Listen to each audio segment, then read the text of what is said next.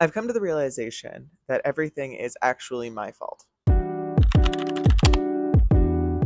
It has been a little bit of a minute since I've just popped on here and chatted, and I thought that if there was a day to do it, it was today. So here I sit. I've come to the realization that everything is actually my fault, and that the world is not out to get me. And in fact, the reason that I keep going through the exact same experiences, meeting the exact same people, is because I'm not learning my goddamn lesson. And let's talk about that. Because I know you might be thinking to yourself, Apollo, you've lost your mind. You're always talking about the fact that I shouldn't blame myself and I shouldn't do X, shouldn't do Y, I shouldn't do Z. I don't know why I kept going through the alphabet there. Alphabet mafia, I can't. So let me take it back. Essentially what I'm saying is, and I've been saying this for forever, which is you're gonna learn, right? Everyone says this. You're going to keep learning the same lessons and keep meeting the same people until the universe feels that you've actually learned what the fuck you're supposed to learn. And that, I feel like, is a very hard truth to come to terms with, because I don't know about you, but for me, I really do not want to, one, have to go through the same shit over and over and over again. And also, too, I never want to admit that I'm not in control of what's going on. Like, I never want to admit that there's a possibility that I am not 100% in control of everything that is happening to me. So the idea that I'm continually meeting the same people and continually going through the same experiences because I have somehow not learned something and I somehow keep putting myself in this situation or keep being put in these situations, it makes me feel very out of control. It makes me feel very overwhelmed, and that ultimately for me, like, control is my biggest anxiety trigger. And so for me, the idea of not having control is a huge deal. And it's really difficult for me to admit when I do not have control over a situation that I've put myself into. So I'm repeatedly putting myself into these situations to learn from them. But then the idea that it's not because I'm going in with the intention of learning from it or because I know that that's what's going to happen. I'm just going in and then accidentally being pummeled by the situation and then claiming afterwards that it's what I intended. And then that means that I don't actually learn anything from it because instead of internalizing the experience and internalizing the lesson and the message from it, I'm actually just moving right on to the next experience. And I will say, I do tend to be someone that lives a little bit faster than most. I do like to move around quickly, and I do like to make things happen a little bit faster, maybe than others would. I like to do things according to my own schedule. I feel like in a lot of ways it's really benefited me. I came out as trans, and about 6 months later, I think I got top surgery. And, there was a period where I was living in France and I came back to LA, and it was April.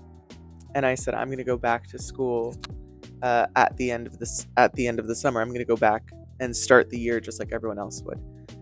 And everyone said, no, that's not going to be possible. Like, if you're going to do that, you're not going to be able to start hormones and get top surgery in 6 months. You're not going to be able to get healed up by the end of that 6 months to be able to travel internationally. You're not going to feel well enough to start school. You're going to have to start it later, possibly even postpone an entire semester. That to me was pretty unacceptable. I mean, I was willing to accept that if it happened, but I was unwilling to accept that there was not an alternative path and that I could not make it happen if I really, really wanted to. So I did. So I made it happen. And I started testosterone in May of that year. I got top surgery in August of that year, and then September I was on a flight back to school. My therapist and I had to work through that a lot because we had to kind of understand whether that was, did I do it that quickly because I could and because I'm a problem solver and because my intuition was right, or did I do it that quickly as a coping mechanism because I didn't want to live in a body that didn't conform somehow to either my or society's standards? It's a tough question. Eventually, after about 6 months of working through that, maybe not 6, maybe like 3, we eventually came to the mutual agreement that it was just a bold choice made by a bold person. And there was no ill intention behind it, and therefore it shouldn't really be considered as like a negative in my therapeutic journey. But it was definitely, we had to think about that. Right after that, but in September of in October of that same year, I was told that I could study abroad in the spring. By November, I decided I would. January, I moved to Spain, lived there for 8 months, moved back to France, finished out 2023 there, went on a trip with my school, decided that I was not interested in being a student there anymore. And basically within about 8 days, I went from thinking, I don't know if I want to do this semester, to being on a plane to Los Angeles. So I think I tend to move a little quicker than most. I don't really like to waste time. I also feel like as someone that has not gotten a lot of time in their life, I've had my time really like stolen from me and taken from me, so I really value my time. Especially someone that's like struggled with suicidal ideation and thought for a while that I wouldn't have a future, I wouldn't have any more time, partially from my own choice. I think I really value time maybe a little bit more than other people do, so I tend to move a little bit faster.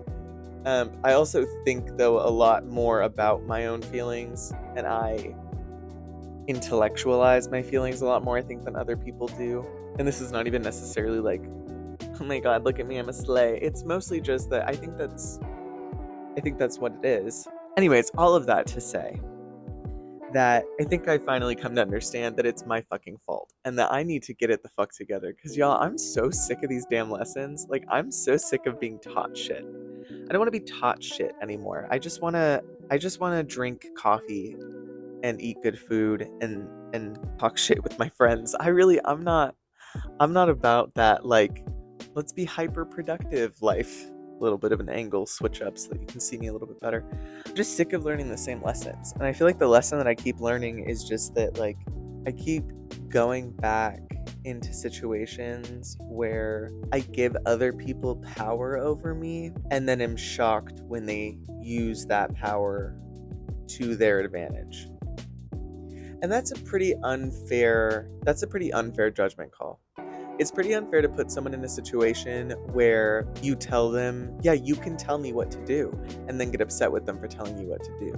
That, it's unfair, and it sets a really odd power dynamic kind of right at the offset of a relationship or a friendship or whatever it is. I feel like at some point, like, I have to take responsibility for the fact that I'm the one giving them that power. I'm the one telling them that that's okay. And so I have to be the one to accept that any negative circumstances that come from that power ultimately is partially my fault as well. And I've been really, I've been wanting to do content. I've been wanting to do content creation as a job for such a long time. Years and years and years. Basically, I mean, I remember, y'all remember like the golden age of YouTube? When we had like Troye Sivan was still a YouTuber, and there was like Tyler Oakley was super famous, and then all those British people, Alfie and all of them. And I remember watching them and thinking like, yeah, that's what I'm gonna do. That's what I want to do. I want to do that. I want to make cute little videos that make people feel loved and special, and just remind people that in a world that really sucks ass most of the time, that we have this tiny little safe space, this tiny little online space that we can exist in safely together. With all of these stories and with all of these ramblings and all of the ADHD and the stoner energy that's come out through this video, I'm mostly just saying hi back at YouTube. Lovely to see you, bestie. I'm going to use this as kind of a video diary, hold me accountable of, I'm really sick of learning the same lessons. I'm sick of it. And I think that I just need to start taking this content creation thing seriously. I think I need to start acting like an influencer if I'm going to be an influencer. And ultimately, bestie, my biggest thing is I want to make an impact. I want to make an impact. I want to make people's lives better. I want to provide people with the person that I needed when I was younger, the person that I needed when I was being abused, when I was suicidal, when I was first coming out as queer, when I was first coming out as trans. The people that I needed, some of whom I even got, like I got my family, I got my parents, I have my friends. Like these are people who, to me, there is no life without these human beings. These human beings have shown me what life has to offer. They've shown me that life is worth sticking around for. I want to make the same kind of impact on people. And I hope that in these little videos and these little vlogs and these little tidbits and things, that you're just reminded that in a world that sucks ass, some of us do care about you, bestie. And a lot of life still has a lot to offer, even if it doesn't necessarily seem like it right now. We're trying our best. Let's try it together. I always say life is a little bit easier with a bestie by your side. I hope I can be yours. I hope you'll be mine. I'm very scared. My last day of my job is coming up. I don't have a backup plan. I'm basically just going all in. And I'm fucking terrified. Honestly, I'm terrified of being a failure. I'm terrified of failing myself, failing my family. And mostly, I'm terrified that the non-structure of it all will send me back into a depressive spiral that will send me back to the goddamn psych ward. But ultimately, I'm even more scared that if I don't do something now, I'll never do it. And maybe it's just my brain moving a little bit too fast, but better to move a little bit too fast than not move at all. You know what I'm saying, bestie? Like, that's what I really do think. We're going to be doing the vlogging thing. We're going to be doing the sit-down talking thing. Please, please, please let me know if you have anything that you want to see from YouTube. I'm mostly just going to use it as kind of a digital diary. So bringing back Digital Diary of a God, if you remember that account. But anyways, yeah, I love you, and I hope you're having a wonderful day, and I'll see you in the next video. Bye, bestie.